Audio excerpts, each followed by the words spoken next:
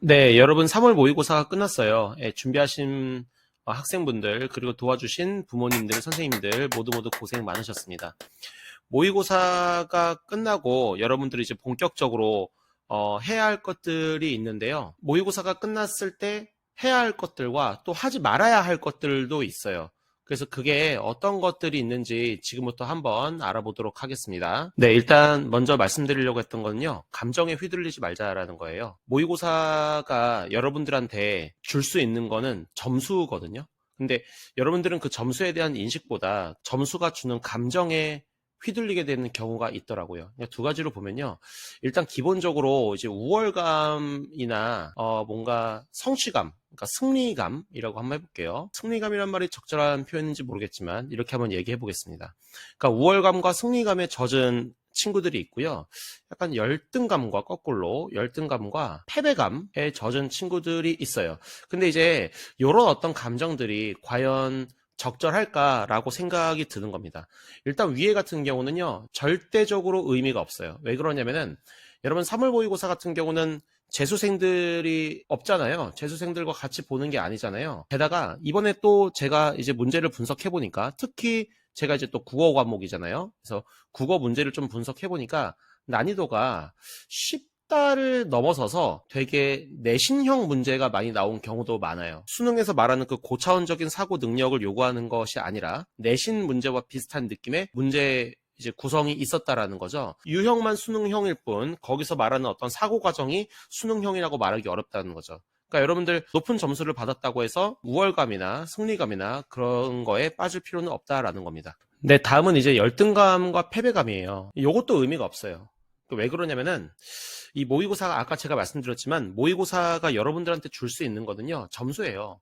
그러니까 점수를 준다는 것은 여러분들한테 명확한 위치를 지정한다는 것이죠. 이거는 제가 수업 시간에도 많이 말씀드리지만요, 여러분 인바디 하는 거랑 똑같아요. 그러니까 인바디를 하고 여러분들이 열등감이나 패배감에 젖을 필요는 없는 거잖아요.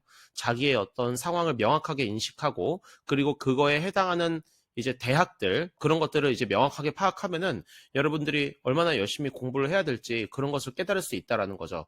혹은 국어 성적이 높거나 낮거나 수학 성적이 높거나 낮거나 아니면은 뭐 제가 또 이따가 말씀드리겠지만 어떤 유형에서 어떤 문제를 틀렸을 때 그것이 자기가 약점이라는 인식을 가진다고 한다면은 이 모의고사는 여러분들한테 큰 선물이 될 수 있는 거죠. 점수가 주는 감정에 휘둘리지 말고 그거를 딱 잊어버리고 명확한 데이터를 얻었다라고 생각을 해야 여러분들이 이 긴 레이스를 헤쳐나갈 수 있어요.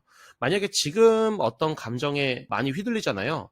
그러면은 6월, 9월 모의고사는요, 더 큰 충격을 받을 수도 있어요. 그러면은 이런 것들이 지속되다 보면은 특히 9월 모의고사 같은 경우는 여러분에게 분명히 아주 분명히 잘못된 선택을 하게 할 거예요. 왜냐면은 9월 모의고사 이후는 바로 수시 원서 접수가 있기 때문에 이 원서 접수를 하는 데 있어서 여러분들은 분명히 잘못된 선택을 하게 될 것입니다. 그러니까 모의고사 점수가 주는 이 감정에 휘둘리다 보면은 그릇된 선택을 하게 될 수 있으니 그것을 하나의 데이터로 인식해야지 어떤 감정을 주는 요소다라고 생각을 하면 안 되겠습니다. 네, 두 번째는요. 여러분들이 이제는 진짜로 전형을 결정해야 됩니다. 내가 정시로 갈지 수시로 갈지 수시에서는 뭘로 갈지 그런 것들을 좀 보긴 봐야 돼요. 이거를 결정하지 않고 6월 모의고사를 보고 나서 결정하겠다라고 질질 끌면요. 정말로 이것도 그릇된 선택을 하게 될 수 있어요. 예를 들어서 학생부 종합전형이나 논술 전형을 준비한다고 하면은 지금부터 조금씩 준비를 해야 되거든요. 논술 전형은 조금 뒤에 준비하는 경우도 있을 수 있겠지만 학생부 종합전형은 진짜로 지금부터 준비를 해야 돼요. 그러니까 여러분들 모의고사를 봤을 때 가채점을 빨리 하고 그리고 이제 전형을 결정해야 하는 이유가 바로 이런 겁니다. 아시겠죠? 자, 만약에요, 여러분, 내신이 모의고사보다 훨씬 더 높아요. 그러니까 이번 모의고사를 봤을 때 내신이 모의고사보다 훨씬 높잖아요. 그러면 당연히 교과로 생각을 하거나 학종을 생각할 수 있겠죠. 그러니까 자기의 생기부가 탄탄하게 돼 있다면 학생부 종합전형으로 가는 거고 그게 아니고 생기부 자체는 좀 별로이나 내신 성적 자체가 높다라고 하면은 교과 전형으로 가면 된다라는 거죠. 그러면은 지금 당장 오늘부터 3월 모의고사 끝났잖아요. 4월 모의고사를 준비하는 게 아니에요. 4월 모의고사를 준비하는 게 아니고 내신 준비를 해야죠. 여러분 이제 중간고사가 거의 한 달밖에 안 남았을 겁니다. 그쵸? 거의 한 달 정도 남았을 거예요. 그럼 지금부터 중간고사를 준비할 필요가 있겠습니다. 이해되시죠? 근데 여러분 만약에 내신이 모의고사랑 같거나 비슷하잖아요. 그러면은 요거는 조금 생각을 해볼 필요가 있어요. 이거는 등급별로 좀 볼 필요가 있는데 물론 이게 꼭 맞아떨어지는 건 아닙니다. 절대 맞아떨어질 수가 없죠.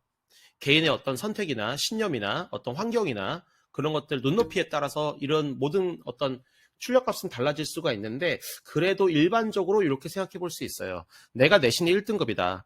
내가 내신이 1등급이면요. 기본적으로 교과를 놓칠 수가 없죠. 그리고 생기부가 좀 괜찮다라고 하면은 학종을 준비할 수도 있겠습니다. 근데 내신 1등급인 친구들은요. 대체로 지원하고자 하는 대학의 눈높이가 높아요.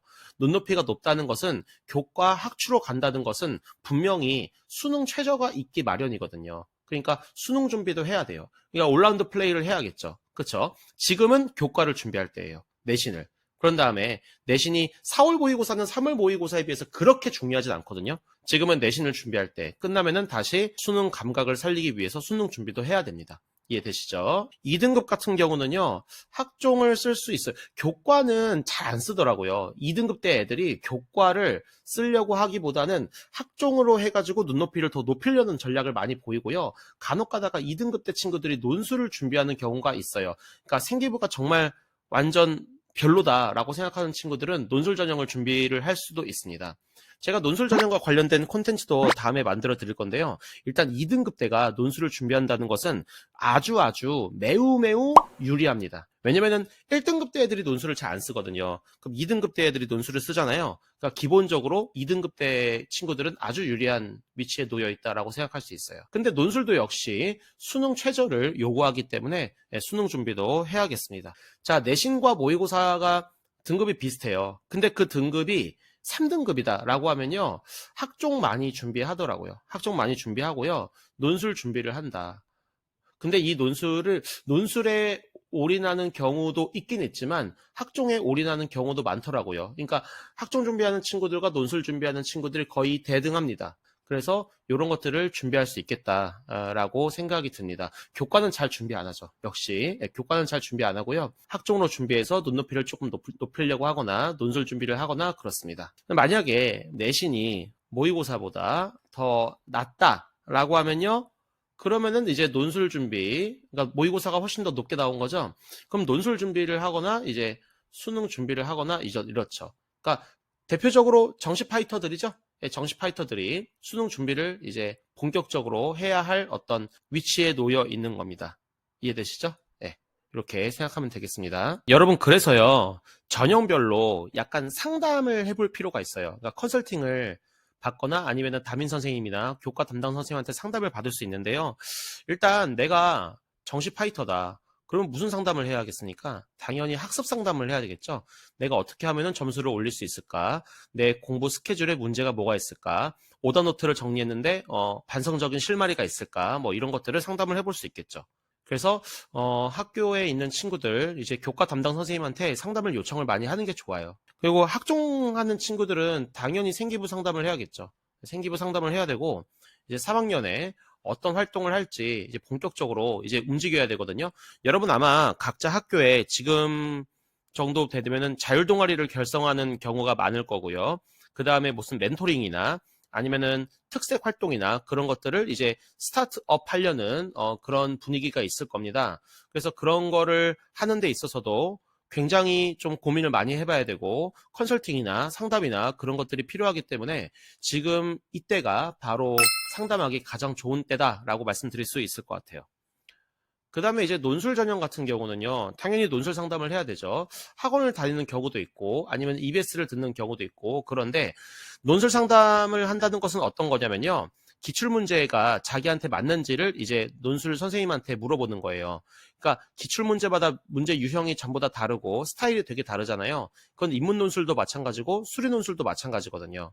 그러면은 그 스타일과 유형이나 어떤 이제 모범 답안이 자기가 쓸 수 있는 정도와 어느 정도의 간극이 있는지를 한번 진지하게 고민을 해보고 자신한테 어울리는 대학을 선정해서 그 대학의 기출문제를 열심히 풀어보는 전략을 세워볼 수 있겠죠. 그죠? 교과는 딱히 없어요. 교과는 어떤 상담이라고 하기보다는요, 그냥 지금 저스트 내신 공부를 해야 돼요. 중간고사가 얼마 안 남았기 때문에 준비를 많이 해야 될 거라고 생각이 듭니다. 네, 세 번째는요, 오답 노트를 만들어야 됩니다. 전 과목이에요, 전 과목. 전 과목 오답 노트를 만드는데, 오답 노트를 만드는 이유는 뭐냐면요, 게다가 이게 좀 빨리 만들어야 돼요. 이게 왜 그러냐면은, 자기의 기억이 휘발되기 전에 오답 노트를 만들면은, 자기의 어떤 그 사고 과정을 점검을 제대로 할 수 있어요. 그렇게 하다 보면은, 본인이 어떤 문제가 있는지를 알 수 있겠죠. 여러분, 요 얘기 좀 한번 해드릴게요. 제가 이제 상담 신청을 많이 와요. 아이들이. 그 공부법과 관련해서 신청을 많이 오거든요. 근데 제가 좀 세게 말씀드릴까요? 저 국어 공부 어떻게 해야 돼요? 라고 말하는 사람들은 국어 못해요. 진짜로. 진짜 못합니다. 왜 그러냐면요. 이렇게 질문할 수 있다는 거죠. 선생님, 제가 오답 노트를 만들었는데 문학에서 좀 보기 문제가 약해요. 아니면은 비문학의 과학 지문에서 응용하는 문제가 약해요. 과학 지문에서 첫 번째 문제나 두 번째 문제는 다 맞는데 그래프가 나오는 문제는 제가 좀 약한 것 같아요. 이런 식으로 얘기하는 친구들은 잘할 가능성이 분명히 있습니다. 여러분, 이 차이가 뭐냐면요. 자기 분석을 명확하게 했냐는 거예요. 그러니까 자기가 어떤 사고 과정을 거쳤는지를 명확하게 분석을 해야 문제점을 알 수 있잖아요. 근데 그게 아니고 막연하게 국어를 못한다라고 하면은 그거는 이미 자기 분석이 이루어지지 않은 케이스가 되는 거예요. 이해되시죠? 여러분, 병원 갔을 때 자기가 어디가 아픈지를 얘기를 하면은 카운터에 계신 분이 과목을, 그러니까 해당하는 그 교과목을 이렇게 배정을 해줄 거예요. 내과든 외과든. 그죠? 그러면은 내과에 가서 이제 자기의 어떤 증상을 자세하게 얘기하면은 그 병이 뭔지를 알 수 있다라는 것이죠. 검사를 통해서. 근데 마찬가지예요. 여러분, 막연하게 어디가 아프다고, 뭐가 부족하다고 했을 때 그 부족한 게 세부적으로 어느 부분에서 부족하고 조금 모자란지를 좀 알아야 된다라는 것이죠.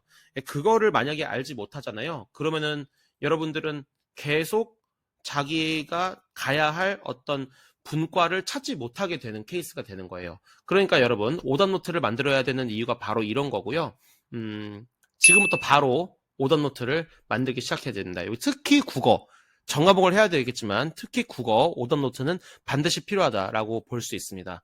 오답 노트를 만든 다음에는 국어 선생님에게 찾아가가지고 상담 신청을 하세요. 그러면은 국어 선생님이 너가 어떤 사고 과정에서 어떤 오류가 있었기 때문에 이 문제가 틀린 거다라고 이렇게 진단을 해주실 거예요. 마치 의사처럼. 이해되시죠? 자기의 증상을 명확하게 얘기해야 명확한 진단을 할 수 있습니다. 네, 명심하시고요. 오답 노트를 지금부터 만드시기 바랍니다. 네, 정리할게요. 정리라기보다는요, 앞에 했던 얘기를 좀 강조를 다시 하고 싶습니다. 여러분, 모의고사는 여러분에게 정확한 데이터를 주는 기능을 해요. 참고로 수능은요, 여러분들을 대학에 배치하기 위한 기능을 하는 거예요. 목적이 달라요. 근데 수능이든 모의고사든 여러분들에게 어떤 제값의 기능을 하는 목적을 가지고 태어난 거기 때문에 여러분들은 그 목적을 달성하는 데 주력을 해야 되지 절대 모의고사가 주는 쓸데없는 우월감이나 열등감이라는 감정에 빠져 있을 필요가 없다라는 얘기입니다.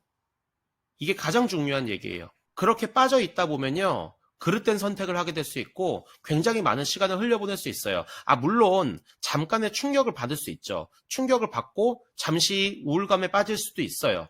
그러니까 이 감정이 들어오는 것이 완전히 잘못됐다라고 얘기하는 것은 아닙니다. 문제는 뭐냐면요. 이 감정에 매몰되어 버리는 게 문제예요. 빨리 벗어나야 되고 매몰된 감정으로부터 벗어나서 데이터를 얻었다라고 생각을 하는 게 매우 매우 중요합니다. 아시겠죠? 시험 치느라 너무 고생 많았고요. 오늘 영상 도움 되셨다면 구독과 좋아요, 댓글 많이 많이 달아주시기 바랍니다. 여러분 감사합니다. 그 데이터가 엄청 유의미할 때 얘기하지 말자. 얘기하지 말자.